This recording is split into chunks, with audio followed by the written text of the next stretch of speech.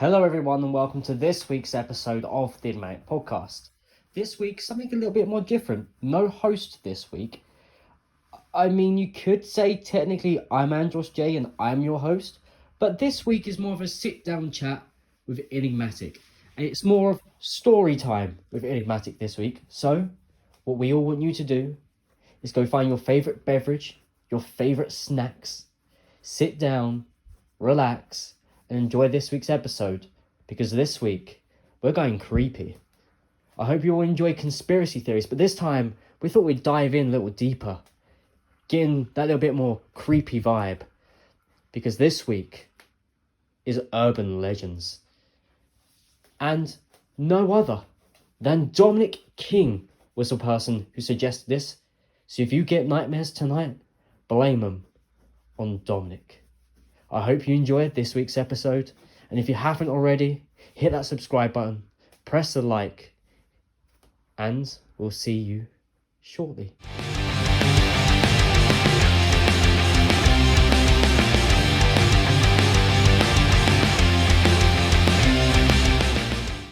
Hello everyone and welcome to this week's episode of the Enigmatic podcast.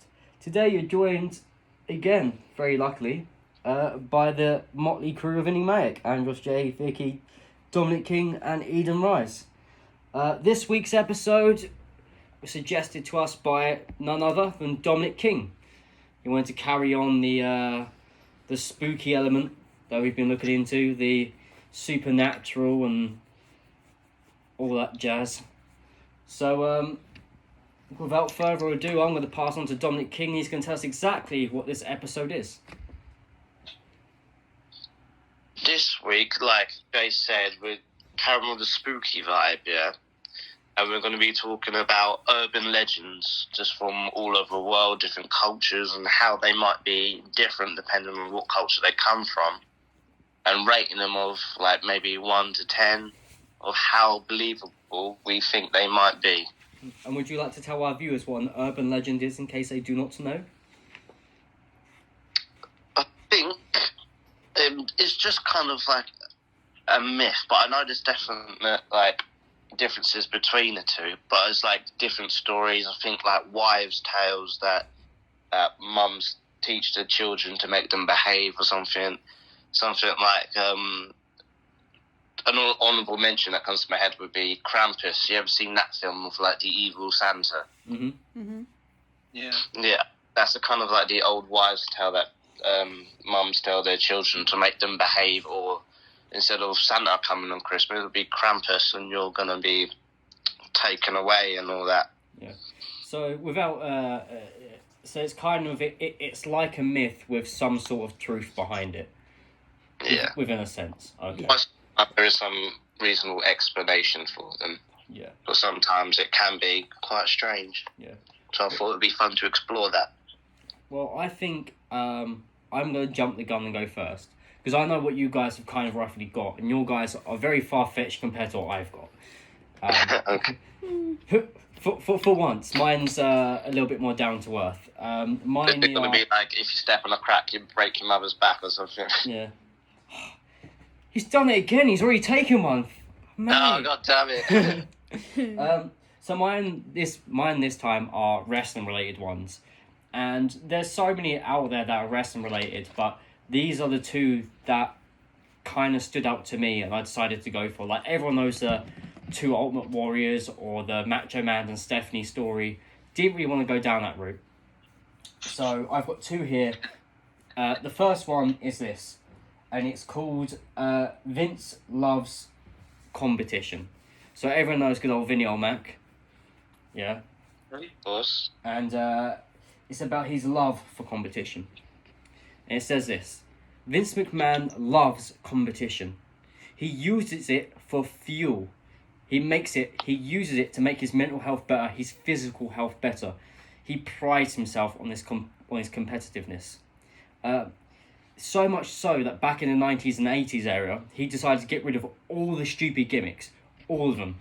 Like Manatar, just all the ones that just to him were just ridiculous and made no sense that could ever be an athlete. He got rid of them all so he could compete and take down WCW. Now, everyone already knows that WCW were their own demise. They took themselves down by pure greediness and stupidity. But to him, Vince, that was a win. Even so much so, it still carries on to this day with Vince's love of competition. If you look back on 2018 Survivor Series, how many wins did SmackDown have over Raw? 0. Not one win over Raw. Because to him, Raw is a more dominant brand. Raw is the bigger brand. Raw is the better brand. So he cannot have SmackDown to compose any sort of threat or any sort of dominance to Raw. And you could say the same things even happening nowadays with NXT and NXT UK, with the fact that NXT UK do not get nowhere near the same sort of looking as NXT. So that's number one. Yeah, I mean, I think that's accurate, to be fair. If you look at Vince... He's a pretty man. Yeah, and even his physique, you can tell he likes competition, because, you know, he's not tiny. No. So... I think that the most recent Survivor Series as well, because NXT won most of that one as well, didn't they? Yeah. So, in terms of believability for me, I'd say like 8.5 out of 10, to be honest. Yeah, I think 7 I'd go for. 7? That would be 7. But just that Vince is just weird and crazy.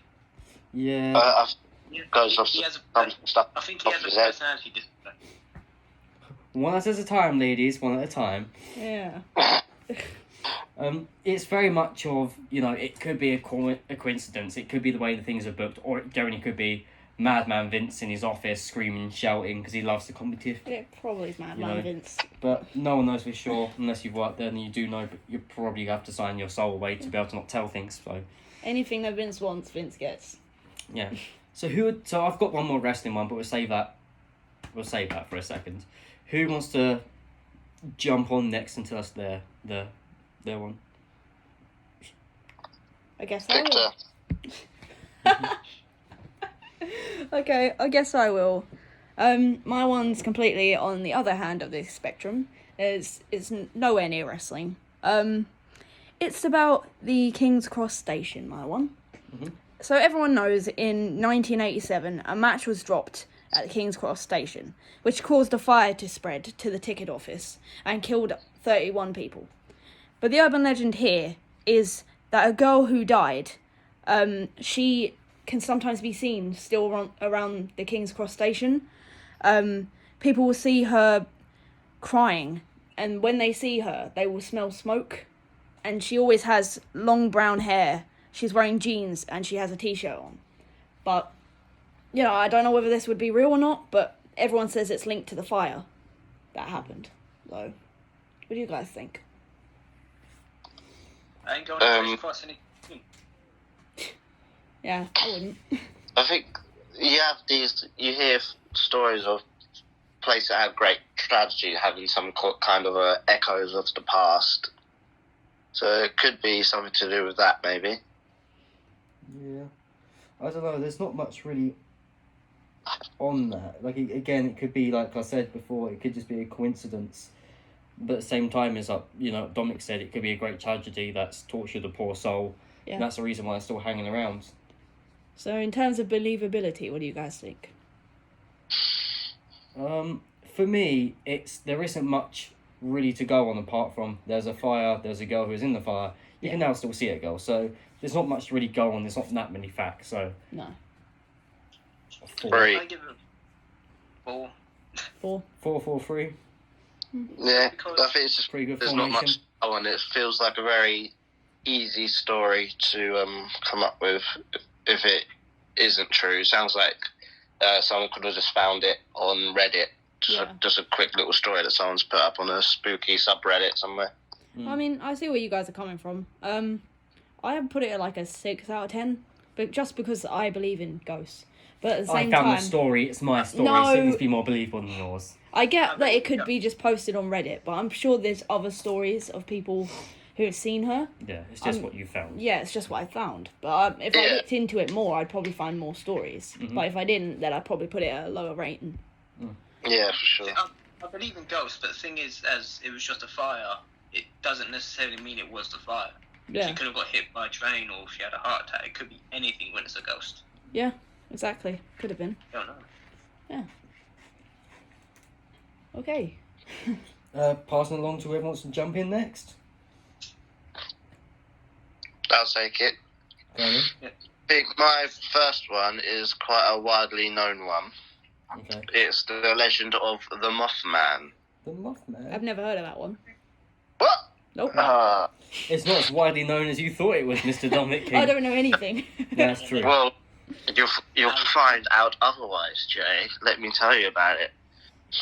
In West Virginia folklore, who knew West Virginia had a folklore? I didn't. The Mothman is a creature reportedly seen in a place called Point Pleasant. And it actually goes back quite a long way since the 60s. Right. There was news headlines about it saying couples see man-sized bird, creature, something. That was an actual headline. Maybe it was Batman, who knows? Possibly. It's the fact that a couple was driving along in their car and they see something just pass over above them, and they thought that it was just too big to be any kind of creature. And apparently it just followed them and followed them. They turned the corner, it was still following them.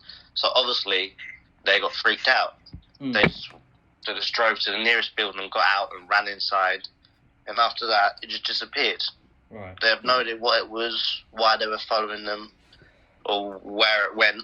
It just gone. Yeah. But there's also been many different sightings from all over the place. Even in the UK, there have been sightings of the Mothman. Fair enough. And there is even festivals for this creature as well. I've no idea why.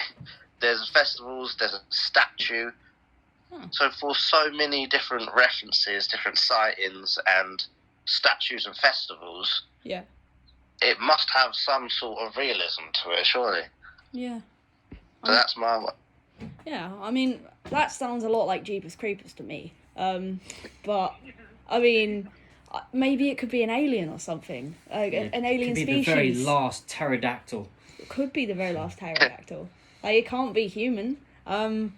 Believability, I'd say a 5, because I'm open to it. I Well, wouldn't let's say not it's assume it's gender, so let's call it moth person. I said it. I said it the entire moth time. person. Okay. Moth person, okay? Thank you, moth person.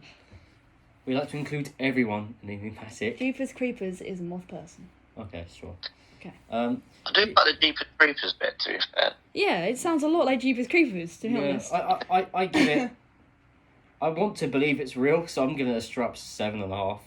Yeah, fair enough.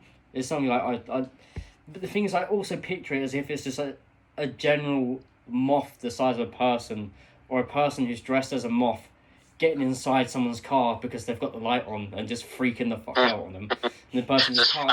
Person's just constant crashing cars. They just can't see this massive box in their face. That's the only reason I want to believe it's real, because I find it funny. Someone hand gliding or something. Yeah. Maybe it had that Yeah. giant square thing above them, and it was that. Who knows? Or it's like someone parachuting dressed as a moth. Just why not? I would. Someone just gliding has a flashlight on their head, and the Mothman just comes at the headbutts and Yeah. Just torpedoes through the sky. I am the real moth person. Imposter. Oh, Scoop, we'll find out who this moth person is. It's janitor. We knew it all along. Okay. So, Eden, what's the believability on this one? I'd say 7.5. 7.5? Oh. No. So you guys believe Mothman more than girl in the train station? Apparently so. Yeah. Or him. Sorry, moth person. We believe moth person a little bit more than ghost girl. Okay. I want to know what they do at this festival. Did they just headbutt lights or something? I don't know. Baby Dominic King would have loved that festival. It's just staring at light bulbs. Baby Dominic King would have been all over that. No, I used to stare at the sun when I was a child, not light bulbs. Well, maybe light bulbs as well. It was light bulbs. So Jay, are you Bit of both. in as well. So it's all good. Jerry, are you saying that baby Dominic King is moth person confirmed? Well, you have to ask him. Moth King. But what I'm saying, Moth kid. but what I'm saying is, have you seen him and Moth Person in the same room? No.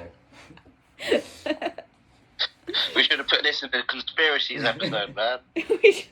Conspiracies Part 3. Moth King? Question mark. Moth King. The entire episode. My name's Andrew J. And I'm here today with a very exclusive interview with Moth King. I was just searching up the festival, and they've actually got a statue of him in West Virginia. Yes. What does it look like? A Mothman. Yeah, you know the Power Rangers movie? It looks like Dominic King, funny enough. No idea why. Oh, It God. looks like one of the... How are you supposed to describe a Mothman? He just looks like a Mothman. It's just silver.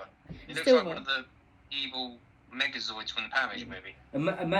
Imagine Dominic King cosplaying as the Tin Man. Mothman. Tin Man. It does look like a very bad Power Rangers villain, to be fair. Oh. If you've seen the movie, you know what I'm on about. Yeah. Why, But whose story is it next? Because we're going to get really carried away otherwise. That's carried quite a few minutes. Okay, I've got Alright. this one. Is known as... it's actually one of my favourites, and I'm really intrigued by it. Is a creature known as Siren Head. Ooh. This one was actually first sighted on like Twitter and all that stuff with photos, just like how Slender Man got popular. Right.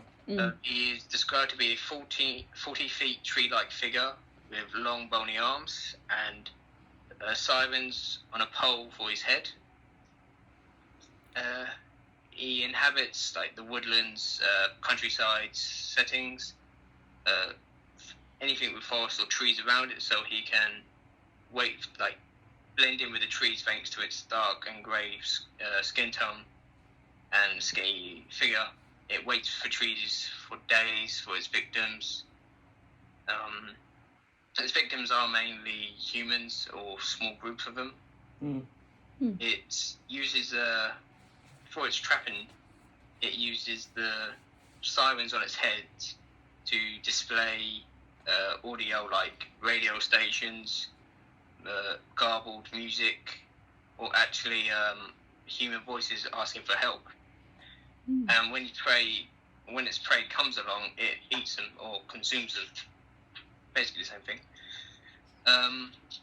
When it consumes them, it is said that the victim's voice is now part of their playlist, so they can now use their voice for the trap. He tracks his prey down using echo waves, just like a bat, to map out its surroundings as it can't see. There have been sightings of it, mainly in Indiana, Toronto, and paintings of it in caves dating back to the Stone Age. That's cool. Oh, shit. That's what I got. So you're saying it uses sound waves to attract people? No, yeah, basically. So He can use anything. So the sounds that I talked about in the pop music, is that what it is? It's using the sounds to attract people to it, using pop music. Confirmed. Conspiracy. No. Confirmed. No. Garbled Yes. music, like kind The of government. deranged, messed up kind of versions of it. Oh, well, that makes me sad because I thought So my you know, like conspiracy at was the end of a confirmed. radio broadcast where it will, like show up the multicolour things Mm. and has that weird bleeping sound Static effects. Yeah. Okay. like that. Well, I'm gonna throw it out there. I like the idea. It's kind of got like from Spirited Away, kind of got like No Face's power. Yeah. The fact that when it consumes you, it can then use your voice part of its library. I do like Yeah. that. I mean, I'm gonna say that my believability is a 4. I don't believe it too well. I just don't think a creature like that can have very few sightings. I feel like there would be more sightings, and it would be widestream news if it was. Unless it can shapeshift or disappear. If it's permanently somewhere, surely people would see it all the time. Maybe it's been covered up. Yeah. Possibly, the government could have something That's to the do with thing. that. It can wait. It looks like a tree. so it can wait by trees for days. Yeah. And not move. Yeah. Yeah, I'm going probably with a solid 5 on this one. Yeah. It's pretty believable, but then it's still a little bit out in the air. Yeah. I mean, if that many people were going missing or being murdered, I'm pretty sure they would. Like, I know there's a lot of missing people, but they must find something. Of But if it looks like surely. if it looks like a tree, you're not going to suspect a tree to murder someone. No, are no, you? but there should be a crime scene somewhere, and like weird markings or weird. Yeah, that's the thing. Something. It leaves no traces of its victims. Yeah, if it swallows you whole. then- Only survivors have reported it. I guess that would explain a lot of missing people. Yeah. Okay, you It know does what? look very too. I'll give it a 6 then. I'll give it a 6. Bug.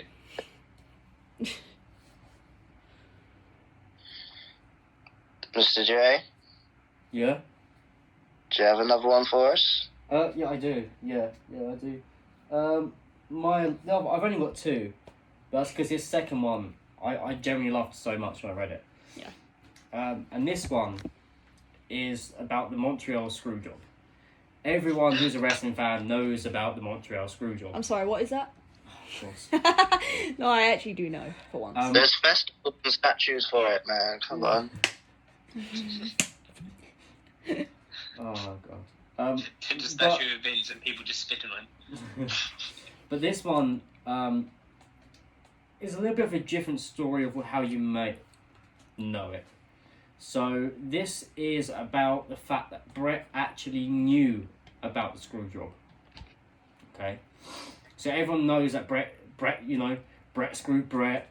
Vince screwed Brett. And Brett didn't know. This person knew. This person didn't.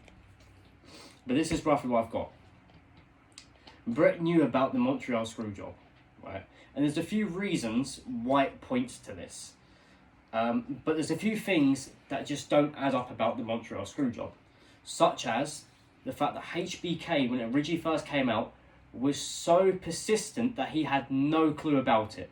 HBK was so like, I have no idea, I didn't know it was going to happen, I'm really sorry, Brett. A few years later, Sean came up, no, I knew about the entire thing, yeah, I knew it was going to happen. Not only that, Triple H was also in on it. So as many producers. But the other thing that doesn't add up is the amount of producers and backstage people who claims it was their idea. Or claims it was them who put it into action. Which everyone wants to claim something on the behalf of that. But why would you want to claim something as big as a big Montreal screw, someone who screwed someone's career over? Why would you claim that and put your name on it?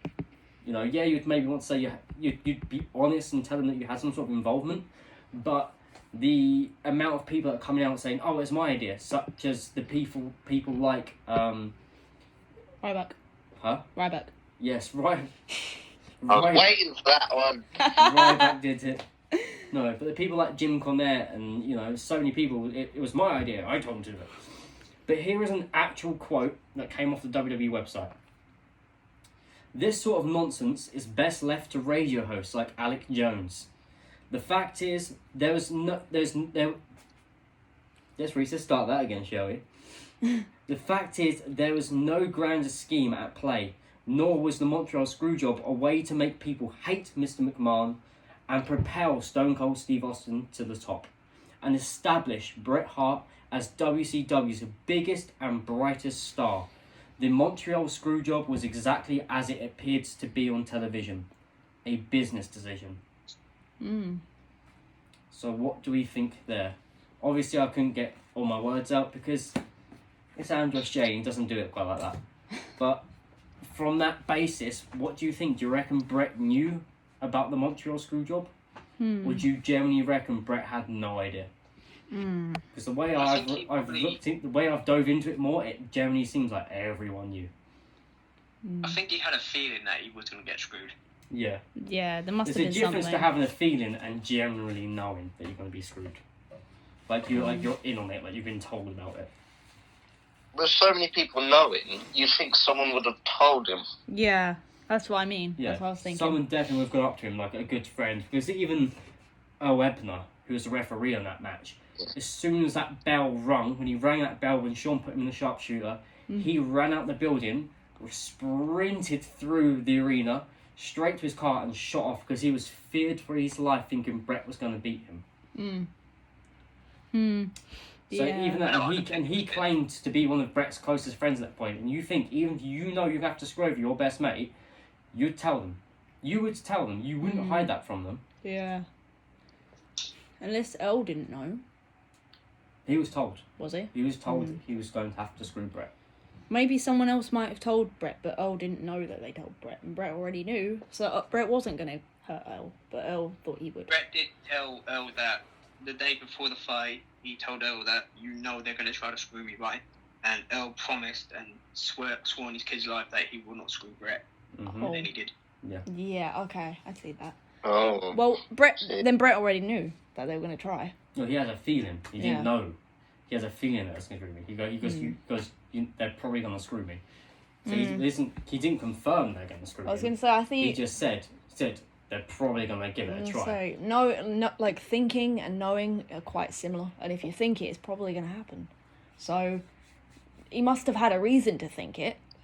Someone must have hinted to him that it was going to happen. Well, it's because he had gone back and forth with Vince saying that, he wants to retain the championship. And he said he'll happily drop it the next night. Yeah. But while it's in calendar, he wants to remain champion and then drop it the next night on Raw. Yeah. And Vince was like, nope, you're dropping it tonight. I mean, you can't really tell the boss man what you want. So, if he had a feeling, it was probably going to happen.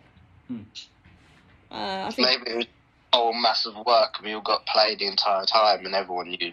Possibly. That's the legends best behind work it, ever my friend. Yeah. Oh, it worked out fine. Believability, I'd say, is an 8, to be honest. I think he must have known. Must have known. Some way. Yeah, I'll go with an 8.5. 8.5? I'll go with 8.2. 8.2. That's cool. That's the wrestling one's done for today, ladies and gentlemen. Wonderful. And with Jace signing out. Goodbye. Goodbye. He's left the podcast. He has left the chat room. Right, who's next? Let's tell us some more urban thingamajigs. Yep. I'm amazing hosting this sort of stuff. Incredible. To be fair, this hasn't even been a host. This has been a conversation with Enigmatic. That's what we should call this one. A little chat, a catch up. A story time with Enigmatic. Yes.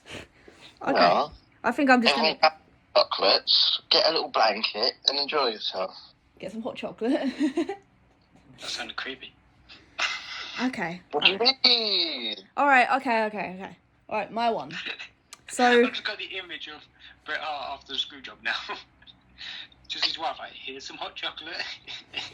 Oh, that's the best way to deal with it, honestly. What? No marshmallows? No cream? Oh, I thought I lose my title. I lose my job. No cream in my choco. What's wrong with you, Deborah? Calm down, it's alright. It's fine.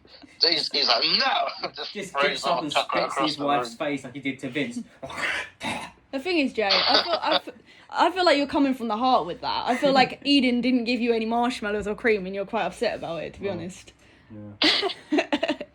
There's a reason why We don't speak of that time. Oh, there's a reason you haven't seen Eden this week. Oh, damn. It's not because I've been painting walls or anything. No. Okay, my one is Spooky Disney, because everyone loves Spooky Disney. And everything about Disney is just an urban legend or a conspiracy. So this one is about the Haunted Mansion ride. And the urban legend is that in the 1960s, a man was on it because they wanted some members of the public to give their opinion before they released the actual ride. Yeah, test riders. So the urban legend is that this ride is haunted. The man on the ride had a heart attack because of how scary it was.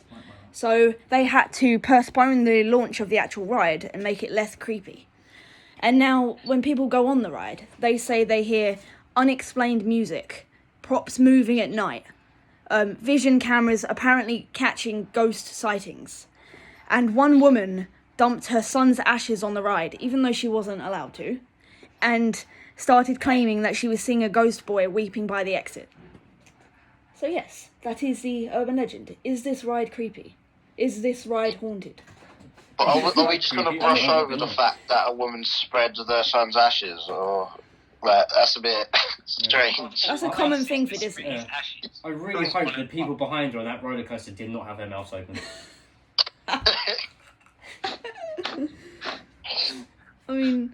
it's a common thing for people to go to Disney and scatter the ashes. Mm-hmm. Disney workers are always having to deal with it. So. The actual rails. On the what? On the actual rails, did she spread them? No, on the actual ride. She just threw them. On the seats, outside. No, in the ride. Yeah, during the ride. Because it's a dark ride. Yeah. She could have done it without anyone knowing. So. If my mum did that, I'll be fuming. Well, I don't know. You might like Disney. I've got to sweep that up later. So, did you say this was a scary ride? It's the Haunted Mansion ride at Disney. The film that Eddie Murphy's in, the Haunted Mansion, that film was based off that ride. Yeah. If you've ever seen that film. I haven't. Because it's a scary ride, it seems a bit too coincidental that someone died on it and there's so many scary sightings on this scary themed ride. Yeah. It's confirmed the bloke did die. He had a heart attack because it scared him. Oh, it was actually confirmed. That part's been confirmed, but the fact that he haunts it could be something a little bit more different. But the amount of especially being a haunted mansion, people having ghost sightings. If you're in a haunted mansion, of course you're going to see ghost sightings. Yeah.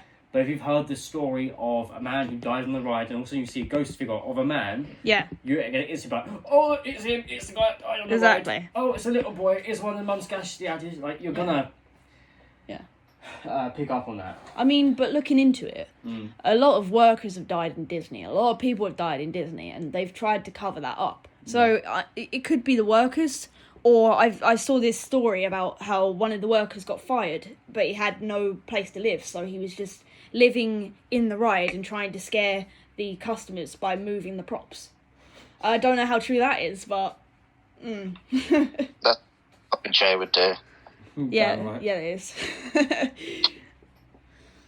So, what do you guys think about believability of this one? The guy dying, 10. Yeah. The guy haunting it, a 5. Yeah. Alright.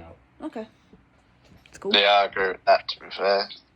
I agree with Jay, but I don't believe the whole women ashes thing. I do. Ghost and a man. I mean... Sounds like just, I say a 7.5 because people scattering their family's ashes is a very real problem in Disney. So I believe that a ghost could be possibly haunting it because they're not happy their ashes were scattered in Disney.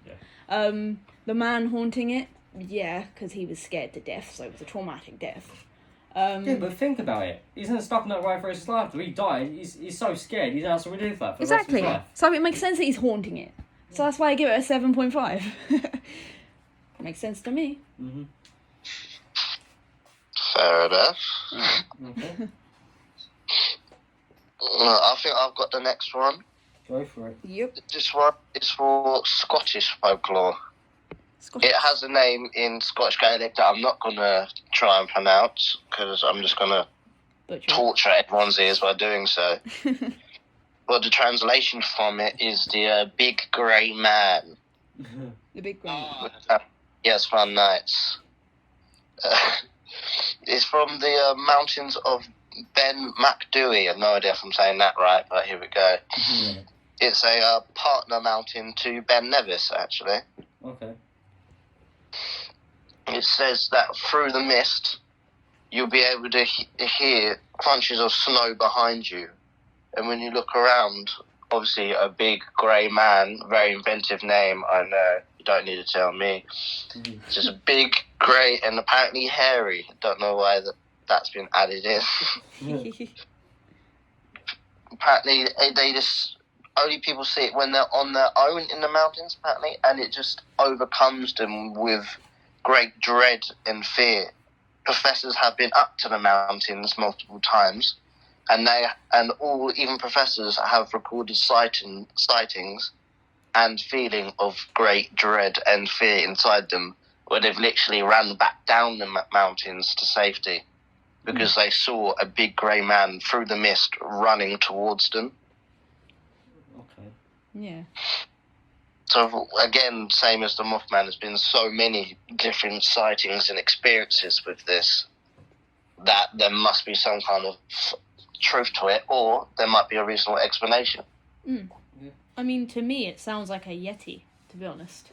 Sounds like a really sighting. It could be an overweight Scottish man trying to lose some weight up in the mountains. Could be that. Doing a Rocky Balboa. He could be wearing like a grey suit. Like sweatsuit. He could be wearing a tracket. He could be trying to do a Rocky, climb the mountains. I mean, I'm not really sure on this one. I don't know whether I believe like a big being just out of nowhere. I mean, it could be a Yeti, like I said. It's I not. don't know. It's a big grey man. Yeah, but it's not necessarily confirmed. I don't really know, to be honest. I don't think this one has a lot of believability because he just appears when people are on their own. And he might be scared of big, massive. Yeah, but if they're on their own, that means they could just make up the story, or they could just go along with it and be like, "Yeah, I saw that too." I'd say probably a 4 out. They were all stories. Yeah. Yeah, I know. Yeah, I'd say about 4.5. Yeah, there has been explanations of it. People have tried to explain it that because it was such like thick mist that the projections of their own bodies was put onto the mist and it's made bigger. It was just their own bodies that they're seeing. Yeah. Yeah. But I just thought it was a fun one to include. Yeah. Yes. It's quite a decent one. It is. I'd say 5.5 as it was something I actually believed when I was a kid. But I have doubts now. Yeah. Fair enough. Yeah, fairs. Who has the next one? Because I know it's most certainly not me.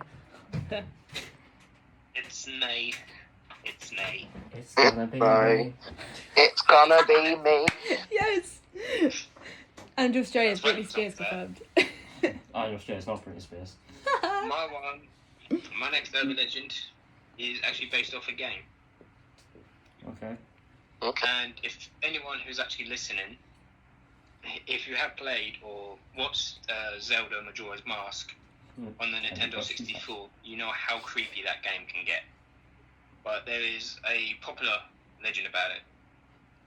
One day on forum chat, a man posted a whole forum about how he got a game or copy of Majora's Mask and claimed it was haunted. There was no artwork or cover on the game, just Majora's Mask scribbled on it. And when he went home and played the game, or started the game up, he noticed there was a save file known as Ben. He chose to ignore it and continue to play his own game. But when he played, it was weird things happening. Some of all of the non-PCs / non-playable characters only referred to him as Ben. This freaked him out to the point where he'd go back to the save file and delete the Ben save file. This made it worse as the music in the game started to play backwards, and a statue dressed up as Link with a very terrifying smile followed him around. And the way it followed him around was every time he looked away, the statue followed, just like how the Weeping Angels in Doctor Who have. Mm-hmm. But this got to a point where it freaked him out so much he wanted to delete all the save file, his own one, and then restart it. But when he went back, not only was the Ben save file restored, but underneath it, there was another save file called Drowned. Oh, ew. Oh, ew, I don't like that. What? Oh, don't like it. Oh. Spelling out, putting the save files together, it said Ben Drowned. Ew, stop. Ew. And now every time he started the game, Link, the character, would just burst into flames and died over and over and over again, showing a disturbing text after every game over, simply saying, "You have met a terrible fate, haven't you?" And the way this makes it more believable is on the forum, the creator or whoever posted it posted pictures and video proof of it. And this was back when modding and hacking wasn't popular, especially on Nintendo 64. Yeah. What do you guys think? Oh, I believe this one 110% because of the fact some gamers die when playing. I don't know, he might have been playing his phone in the bath or playing his laptop in the bath, he dropped it in the bath, that sort of thing. And he might have drowned, and then he might have decided to possess the game because he met an unfortunate end, and that's the game he was playing when he died. So he wanted to let everyone know that he died. I just think it makes me cringe. Like, just thinking about that, it's so scary. I don't like it. I believe it like so much though. It's horrible. So yeah, my believability on that one's 9.5. You guys? Wow, must be a pretty shitty game if this constantly keeps dying, isn't it? No, it's pretty believable, to be fair. I do kind of believe that stuff can happen. I'm 8.5. Yeah. Definitely. Yeah, the fact that it came from an age where, like, modifying and tampering with the games and everything like that wasn't really a thing. Yeah. Had more believability to it, so I'll go for a 5. No, not 5, an 8, sorry. Yeah. It reminds me a lot of The Ring. Like, if you watch the video, the woman's gonna come and get you and take you out the game, kind of thing. My favourite movie. I thought it was your favourite movie. Well, it's one of my favourite movies, The Ring. I mean, it's definitely 9.5 for me, because definitely growing up that it's a very popular urban legend. Yeah. And someone who had a Nintendo 64 and that game, after reading it, that scared the You don't want to play the game again. I haven't played the game since. I mean, like, you see conspiracies and urban legends about subliminal messaging in video games, about, possession, about Lavender Town from Pokemon, that sort of thing. So I think, definitely, that could be 100% accurate, in my opinion. What stories have we got left, and who have we got left to tell those stories? Well, I've got one that quite a lot of people know, and hopefully you guys will know if I say the name of it. It's the Black-Eyed Children. No idea. No, I've got no idea. Oh, okay then. So this one has the thing in common that everyone who has seen the Black-Eyed Children usually have the same account of being alone in the house, or like alone with their husband or whatever, and they hear a knock on the door in the middle of the night, and 2 young children with completely black eyes just ask to come in, basically. But you're not supposed to let them in, otherwise something terrible will happen to you. People believe that these children are demons or poltergeists or, something to do with that. I've got an actual account of a woman who had an experience with the Black-Eyed Children. She said that it was her and her husband, in the house on a snowy night. And they were awoken at 2 a.m. With loud banging on the door. And then when they opened the door, they saw 2 children who were dressed in, not summer clothing, but not exactly warm clothing. Kind of like old Victorian-ish clothing. And then the children were just staring at the ground. And the children said, "Can we come in? We can't find our parents, but they should be here soon." So the woman and her husband had this feeling of dread, that they should not let the children in. But they let the children in because they were children. They didn't want them to freeze to death. So they let the children in, and the wife went to go make them some hot chocolate, while the husband wanted to talk to them more so they could find out more about them, find out where their parents are. So he was talking to them. They didn't really say much.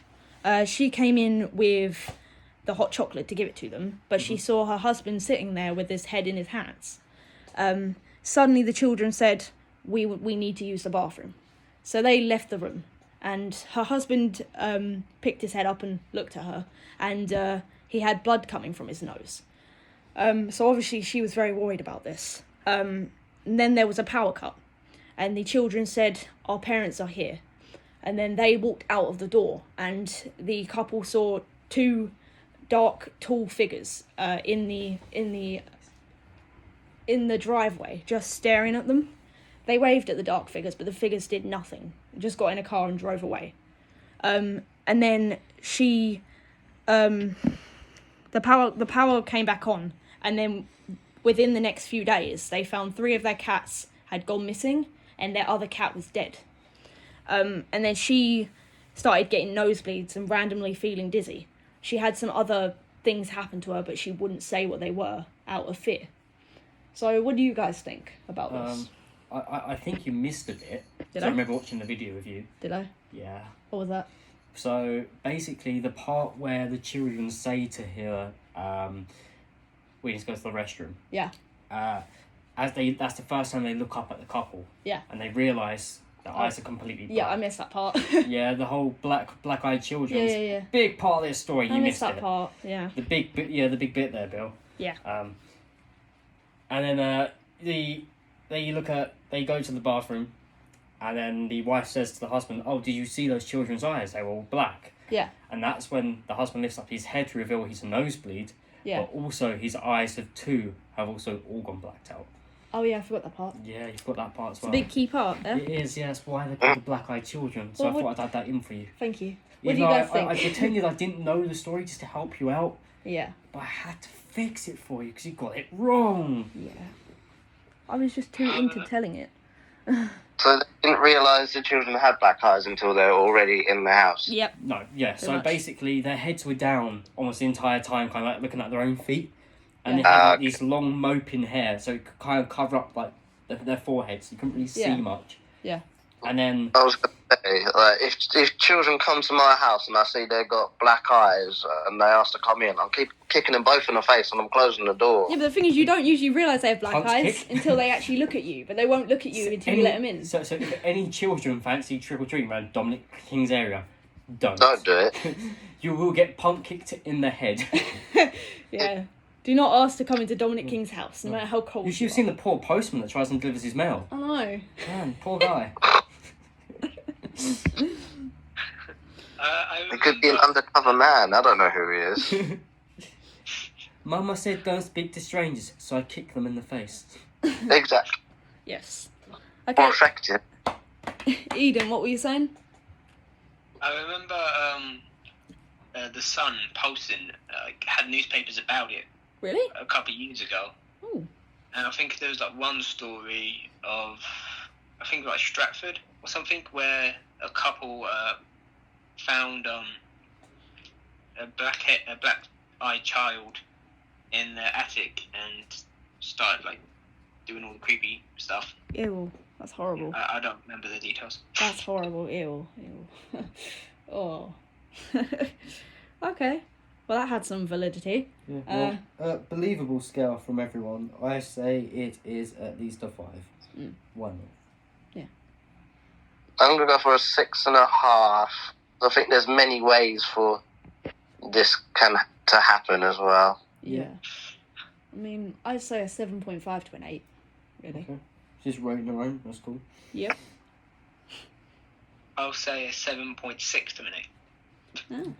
Yeah. Getting higher and higher. Yes. Have we got any more stories to tell? Or is that it for this week? I think that'll be that. I think that's it for me this week. I've weared myself out on those. Yeah. Eden? I ain't got any. I only gave my 2. Okay. That's cool. Well, this week has been Spooky one. This week has been Urban Legends by Enigmatic. I hope you've enjoyed, but we've not quite finished yet. No, we haven't. Ooh. There's one thing I do want to touch up on. This Sunday is Extreme Rules Yes.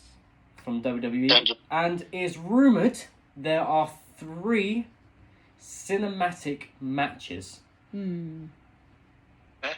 Yeah, there will be 3 apparently. Yep. I'm so out of touch with WWE. Well, one of them isn't supposedly a cinematic, but the way it ends, you're kind of like, It's probably more will likely be. going to be a cinematic one. My question to you guys, just because I generally want to know your thoughts and opinions on this before this episode ends. How many is too many cinematic matches on a pay-per-view card? For me, it's if Right. every match is a cinematic. I mean, I like cinematic matches when they go well. When they don't, they're not great. But So you want every match to be a cinematic match on the pay-per-view? no, that would make it bad. But 1 or 2, maybe even 3 at a push, if they're good, is okay. Okay. Dominic, how many do you reckon there should be on a show? I think they should just throw out the one. Yeah. I'm So very it much on the same doesn't page. just become a mainstay and people get bored of it. Yeah, get that. I wouldn't even say put one into every single pay-per-view. No, I would say definitely every single other one. Yeah. Just to switch it up a bit. Maybe people don't see it coming. Then they just give it to us, and then we love it. But because it's not jammed down our throats like 3 in 1, we actually enjoy it a bit better. Exactly. I mean, if you look at Mania, both of them cinematic matches were really good. They were Really good. The Boneyard match. Save them for the big pay-per-views. Do 1 or 2. That's it. Yeah. The two big feuds, whatever feuds they are, if it feels like it needs to be done, do it. If it really feels like it does need to be done, there's no need to exactly. do it. I mean, if you're looking at the final deletion, you're looking at the Boneyard match, the Funhouse match. They were really good cinematic matches, so you can't fault that.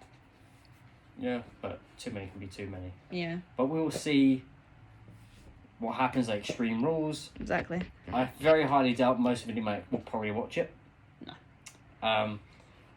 But we'll probably end up finding results and we'll look into it and see what happens anyway. Eden, we forgot to ask you what you thought. Oh, that's fine. I think maybe 2 should just be the limit. See, there you go. Otherwise, you're just running it into the ground and not showing the wrestling.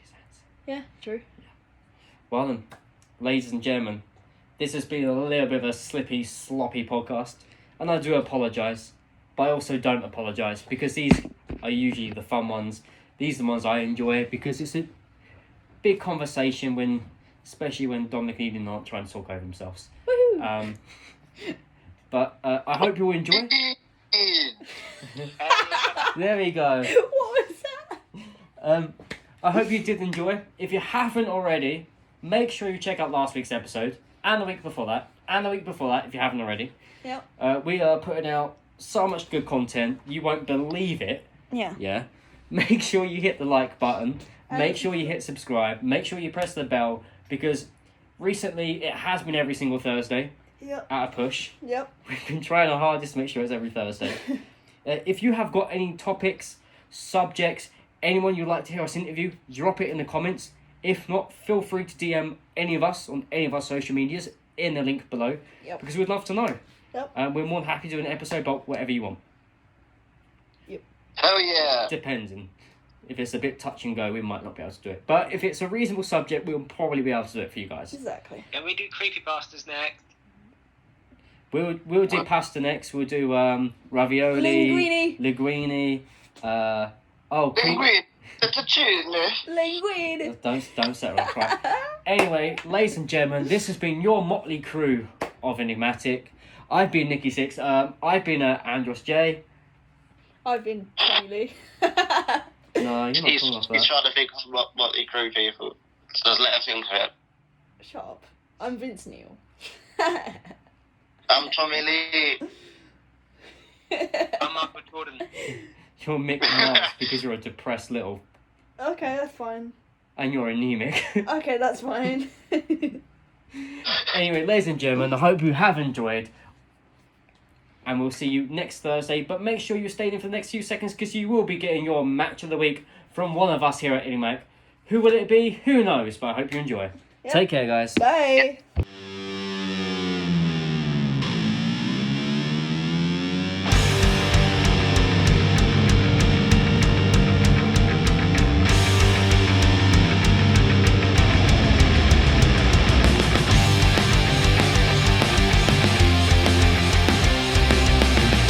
Hey guys, your boy Dominic King here with your match of the week. This week I have chosen Team Cena versus Team Authority Survivor Series match, because this match is what made me a fan of Dolph Ziggler, and of his selling is of top notch and is still of top notch to this day.